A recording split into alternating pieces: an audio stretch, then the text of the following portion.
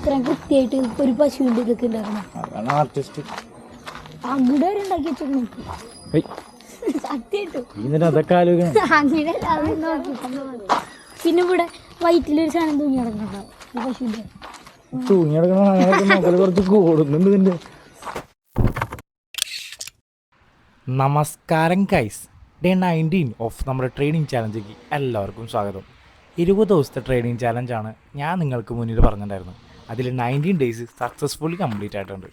അപ്പോൾ പതിവ് പോലെ തന്നെ നേരത്തെ എണീറ്റ് സൈക്ലിംഗ് ഒക്കെ പോയി തിരിച്ച് വീടെത്തി കഴിഞ്ഞപ്പോൾ പേപ്പർ വായിക്കാൻ വേണ്ടി ഞാൻ മുറ്റത്തെത്തി പേപ്പർ എടുത്ത് അതും ബിസിനസ് കോളംസും സ്പോർട്സ് കോളംസൊക്കെ നോക്കി കുറച്ച് നേരം വിശദമായി പേപ്പർ വായിച്ചു. ഇപ്പോൾ അതൊരു ശീലമായിട്ടുണ്ട്. ഈ പട്ടി ഷോ എന്നൊക്കെ എൻ്റെ ഫ്രണ്ട്സൊക്കെ പറഞ്ഞു, എടാ പട്ടി ഷോ അല്ലടാ ശീലമായിട്ടുണ്ടടാ.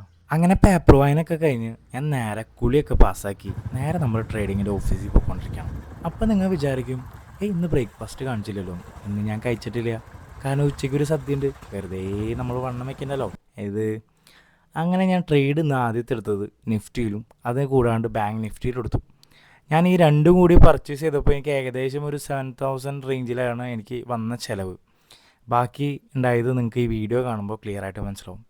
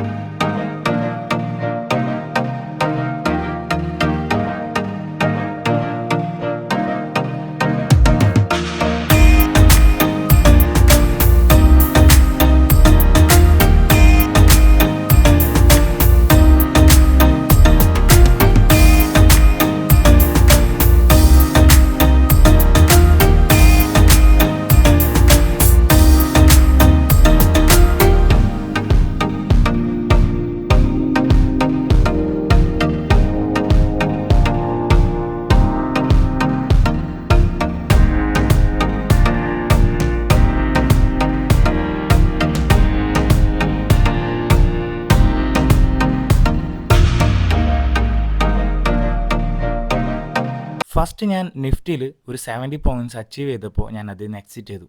സെക്കൻഡ് ബാങ്കിലും അറൗണ്ട് ഒരു 70 പോയിൻറ്റ്സ് അച്ചീവ് ചെയ്തപ്പോൾ ഞാൻ അതിൽ നിന്നും എക്സിറ്റ് ചെയ്തു. അങ്ങനെ ഇന്നത്തെ എൻ്റെ പ്രോഫിറ്റ് എന്ന് പറയുന്നത് 2082 റുപ്പീസാണ്. അപ്പോൾ ഉച്ചവരെ ചിലവാക്കിയപ്പോഴേക്കും നമുക്ക് 2000 രൂപ നമുക്ക് പോക്കറ്റ് മണി കിട്ടി. അപ്പോൾ ഞാൻ നല്ല ഹാപ്പി ആയിട്ട് കുളിച്ച് കുട്ടപ്പനായിട്ട് നമ്മുടെ കല്യാണത്തിന് പോയി. ഇന്നാണെങ്കിൽ പുതിയ വൈറ്റ് ഷർട്ടാണ് ഇട്ടേക്കണം. ഞാൻ ഇതുവരെയായിട്ടും വൈറ്റ് ഇപ്പോൾ ഇടാറില്ല. കുറേ നാൾക്ക് ശേഷം വൈറ്റ് ഷർട്ടൊക്കെ ഇട്ട് കൂളിംഗ് ഗ്ലാസ്സൊക്കെ വെച്ച് ചെത്തി മെനിഞ്ഞാണ് നമ്മൾ കല്യാണത്തിനെത്തിയത്. ഇതാണ് നമ്മുടെ കല്യാണ ഫംഗ്ഷൻ. നമ്മുടെ കൂടെ ഗ്രൗണ്ടിൽ കളിച്ച് നടന്ന ചേട്ടനാണ്. ആളിപ്പോൾ ഓസ്ട്രേലിയയിലായി. Just kidding. പുള്ളി ഭയങ്കര സ്നേഹമാണ്. പേഴ്സണലായിട്ട് വിളിച്ച് എന്തായാലും വരണം എന്നൊക്കെ പറഞ്ഞിട്ടുണ്ടായിരുന്നു.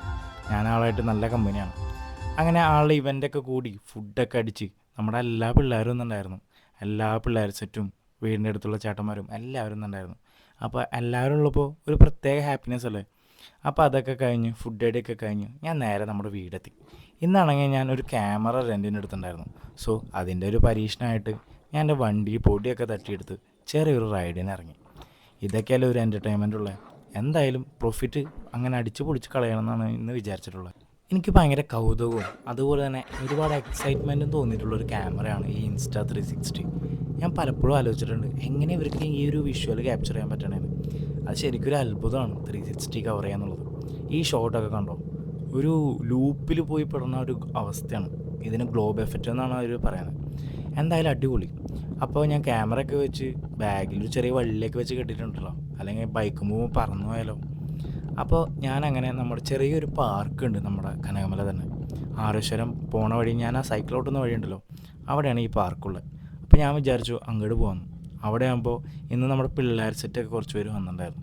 അപ്പോൾ അവരുടെ കൂടെയൊക്കെ കുറച്ച് നേരം വർത്താനൊക്കെ പറഞ്ഞ് പിള്ളേരുടെ കൂടെ എൻജോയ് ചെയ്യാമെന്ന് വെച്ചിട്ട് ഞാൻ നേരെ പാർക്കിലേക്ക് ഇട്ടു. അപ്പോഴേക്കും നമ്മുടെ ഇലതും വടതായിട്ട് 2 പിള്ളേരുകളുണ്ട്. അവറ്റങ്ങ് ഓടിയെത്തിയിട്ടുണ്ടായിരുന്നു. ഒന്ന് ഗോലു ഒന്ന് പോലു. വെറുതെ പറഞ്ഞതാ. നമ്മുടെ കുഞ്ഞനും അമ്പാടിയും ഇവരാണ് എൻ്റെ വഴികാട്ടി. ഇവരാവശ്യമില്ലാത്ത വഴികളും കാര്യങ്ങളൊക്കെ എനിക്ക് കാണിച്ചു തന്നു. ഇതൊക്കെ പോയി ഞാൻ അവിടെ നിന്ന്, ഇതാണ് ഇവിടുത്തെ ഒരു ശ്രീകൃഷ്ണ കേന്ദ്രത്തിൻ്റെ ഒരു സ്റ്റാച്യു പറയുന്നത്. അത്യാവശ്യം വലിയ സ്റ്റാച്യു ആണ്, അടുത്തൊരു ഗോശാലയും കാര്യങ്ങളൊക്കെ ഉണ്ട്. അപ്പോൾ അവനാണെങ്കിൽ കുറേ ഡൗട്ട് ആർട്ടിസ്റ്റ് അങ്ങോട്ട് വരെ ഉണ്ടാക്കി വെച്ചോളൂ സത്യമായിട്ടും അതൊക്കെ ആലോചിക്കണം. അങ്ങനെയല്ല അത് നോക്കിയിട്ടൊന്നും മതി. പിന്നെ ഇവിടെ വയറ്റിലൊരു സാധനം തൂങ്ങി കിടക്കുന്നുണ്ടാവും ഈ പശുവിൻ്റെ തൂങ്ങിയെടുക്കണം കുറച്ച് കൂടുന്നുണ്ട് ഇതിൻ്റെ. ഇന്ന് മുത്തിൻ്റെ കുറച്ച് ഫ്രണ്ട്സ് പാർക്കിൽ വന്നിട്ടുണ്ടായിരുന്നു. അപ്പോൾ അവർക്ക് ഞാൻ കുറച്ച് ഫോട്ടോസും വീഡിയോസൊക്കെ എടുത്തോട്ട് അവർക്കും നല്ല ഹാപ്പി. അങ്ങനെ ഞാൻ നൈസായിട്ട് പാർക്കിൽ നിന്ന് ഇറങ്ങി. എന്തായാലും ഇന്നത്തെ ഡേ നൈസായിരുന്നു. കാലത്ത് ഉച്ച വരെ ആകുമ്പോഴേക്കും പ്രോഫിറ്റും കിട്ടി, ഉച്ചയ്ക്ക് നല്ല ഫുഡ് റൈഡിങ് കഴിഞ്ഞ് എന്തായാലും മൊത്തത്തിൽ നല്ല ഹാപ്പിനെസ്. അപ്പോൾ ഞാൻ ഇന്നത്തെ വ്ളോഗ് ഇവിടെ എൻഡ് ചെയ്യാണ് ഗൈസ്. അപ്പോൾ ഇതുപോലെ കുഞ്ഞു വ്ളോഗ്സിന് വേണ്ടി ഒന്ന് സബ്സ്ക്രൈബ് ചെയ്ത് കൂട്ടുകൂടി ഒന്ന് ഷെയർ ചെയ്യണേ. അപ്പോൾ ശരി, ശുഭദിനം.